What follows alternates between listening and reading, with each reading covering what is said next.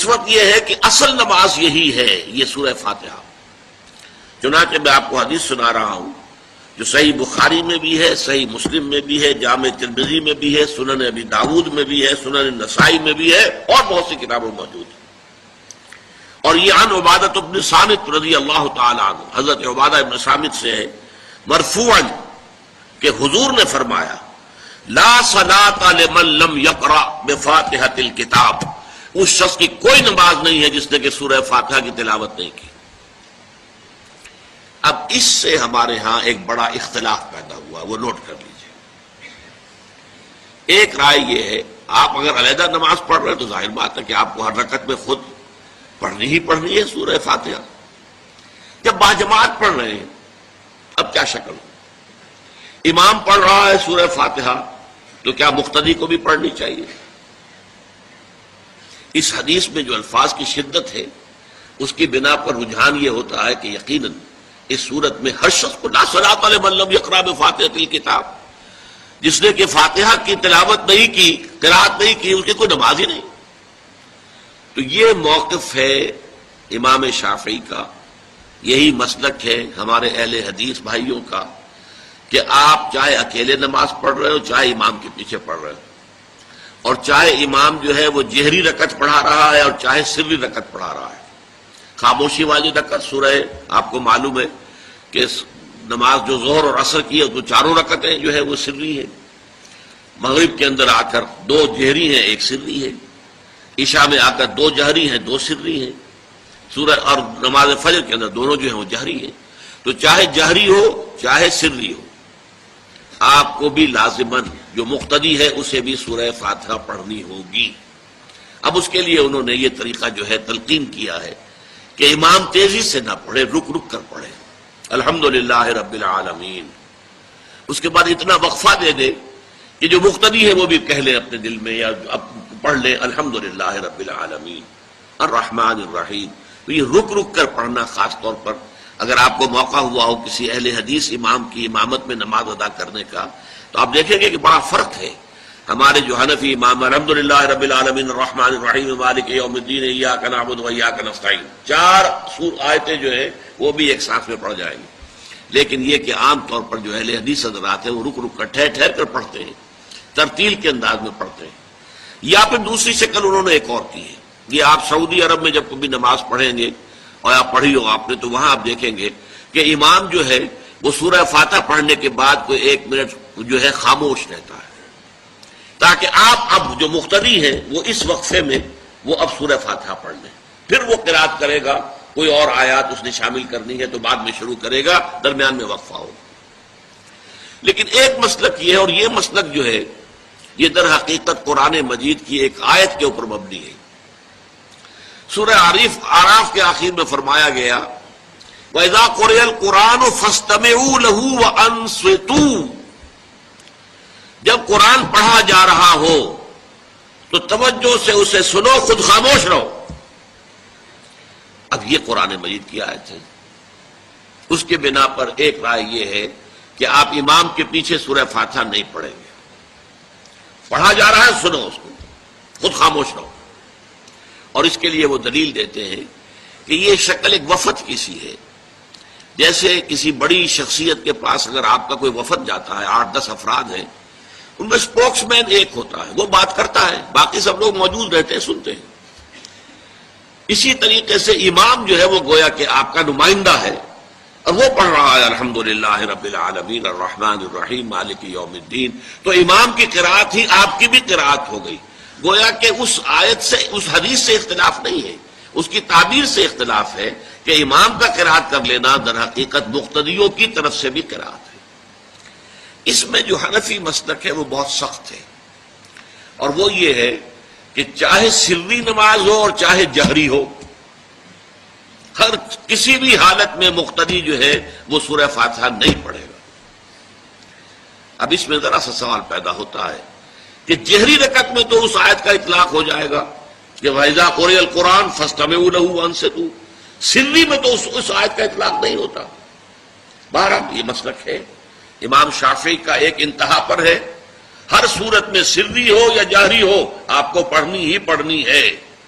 اور امام ابو حنیفہ دوسری انتہا پر ہیں کہ چاہے سری ہو چاہے جہری ہو کسی شکل میں نہیں پڑھنا۔ امام مالک کا مسلک ہے درمیان میں، اور میں اس میں کوئی جھجک محسوس نہیں کرتا کہ میں آپ کے سامنے عرض کر دوں کہ میں اس پر عمل پیرا ہوں۔ وہ کیا ہے؟ جہری نماز میں خاموش رہو اور سنو۔ اس آیت کا اطلاق ہو جائے گا جب بلند آواز سے پڑھ رہا ہے امام تو پوری توجہ، فاستمعوا لہ، اپنی پوری توجہ کو اس کے سننے کے اوپر مرکوز کر دو اور خود خاموش رہو۔ سری رکعت میں البتہ جبکہ وہ بھی خاموشی سے پڑھ رہا ہے، آپ بھی خاموشی سے پڑھ رہے ہیں۔ بہرحال ان چیزوں میں نے یہ سب کو بیان کیا ہے تو اس سے جو میرا مقصود ہے وہ یہ ہے کہ معلوم ہو جائے کہ اس میں کوئی بڑی بنیادی بات نہیں ہے، نہ یہ کہ جو حنفی ہیں وہ اس حدیث کا انکار کرتے ہوں کہ لا صلاۃ لمن لم یقرأ بفاتحۃ الکتاب، کیسے وہ انکار کریں گے؟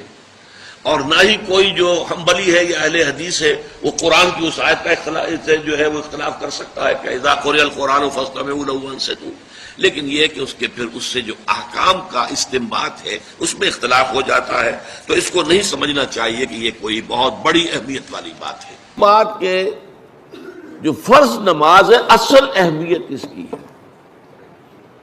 ہمارے ہاں عام طور پر مذہبی حلقوں میں اور خاص طور پر جو ذرا متصوفانہ انداز کے رنگ کے لوگ ہوتے ہیں وہ فرض کو تو بس ایسے ہی ادا کر لیتے ہیں کہ جیسے بس اس کی کوئی اہمیت نہیں ہے، بلکہ بعض لوگ وہ بھی ہیں کہ جو فرض کو ترک کر دیتے ہیں، نوافل پر سارا زور ہے، صرف رات کی نماز پر زور دیا جا رہا ہے۔ فرض نمازوں یہ ہم نے دیکھے ہیں، ایسے لوگ بالفعل دیکھے ہیں۔ یہ تمام چیزیں جو ہیں در حقیقت اس پھر راہ نبوت سے انسان کو ہٹا دینے والی ہیں۔ فرض کتنا فرض، نفل کتنا نفل۔ نوافل کے بارے میں جو ہے شریعت سے ثابت ہے، وہ تہجد بھی نافلۃ لک، حضور کے لیے تو لازم تھی، باقی کے لیے لازم نہیں ہے۔ جو قیام اللیل شروع میں تھا وہ لازم نہیں ہے۔ ہاں رمضان مبارک میں اس کی تشویق ہے، ترغیب ہے، وہ خاص ایک مہینہ ہے، اس میں دن میں کھانا پینا جو ہے وہ حرام کیا گیا، تو رات کو 2/3 رات یا 1/3 کم سے کم 1/3 رات جاگو اللہ کے قرآن کے ساتھ، اللہ کی کتاب کے ساتھ۔ تو یہ اصل میں جو توازن ہے یہ جو ہے بہت ضروری ہے۔ ارأیت اذا صلیت الصلوات المکتوبات، حضور آپ نے دیکھا، غور فرمائیے کہ اگر میں جو فرض نمازیں ہیں وہ ادا کروں۔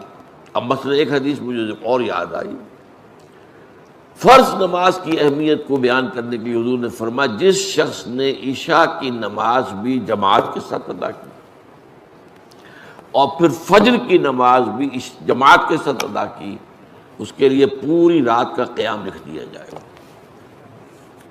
فرض کی یہ اہمیت ہے۔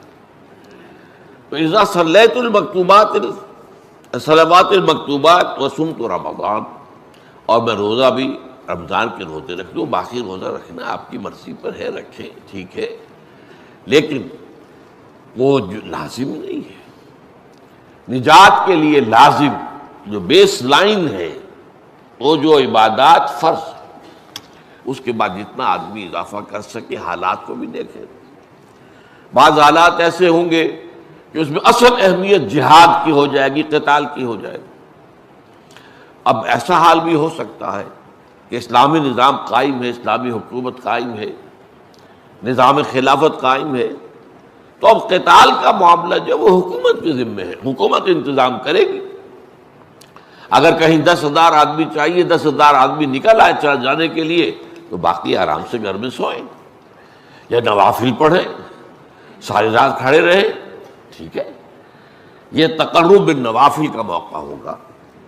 لیکن اگر اللہ کا دین جو ہے وہ مغلوب ہے، پامال ہے، اسے پاؤں تلے رودا جا رہا ہے، شریعت کی دھجیاں بکھیری جا رہی ہیں، عوامر کا استہزاء ہو رہا ہے، اور جو منکرات ہیں ان کی تبلیغ ہو رہی ہے، اس وقت آدمی نوافل میں لگا رہے، وہاں تو فرض ہو جائے گا امر بالمعروف نہی عن المنکر، جہاد، اس کی جو بھی تقاضے ہوں، اس وقت سارے تقاضے اس کو بیان کرنے کا موقع نہیں ہے، اس وقت اصل شے وہ ہوگی۔ اس فرض کو ترک کر کے نوافل میں لگیں گے تو یہ نوافل منہ پر دے مارے جائے. اس کو بہت زیادہ نمایاں کرنے کے لیے میں مثال دیتا ہوں کہ ذرا سوچئے. جب دامن احد میں معرکہ جاری تھا اور صحابہ کی جان پر بنی ہوئی تھی، خود حضور کی جان پر بنی ہوئی تھی، آپ کو معلوم ہے آپ زخمی ہوئے ہیں اور اتنا خون آپ کا بہہ گیا ہے کہ آپ بے ہوش ہو گئے ہیں اور خبر اڑ گئی کہ آپ کا تو انتقال ہو گیا، شہید ہو گئے. اس وقت اگر کوئی شخص مسجد نبی میں بیٹھا ہوا درود کی تسبیح پڑھ رہا ہو یا کوئی اور نوافل ادا کر رہا ہو یا قرآن پڑھ رہا ہو تو اس کے بارے میں کیا حکم آپ کا ہوگا؟ پکا منافق. حالانکہ کام تو وہ اچھے کر رہا ہے. درود کی کتنی فضیلت آئی ہے اور نوافل ہے یا قرآن کا پڑھنے کا ایک ایک حرف کا 10 نیکیوں کا ثواب ہے.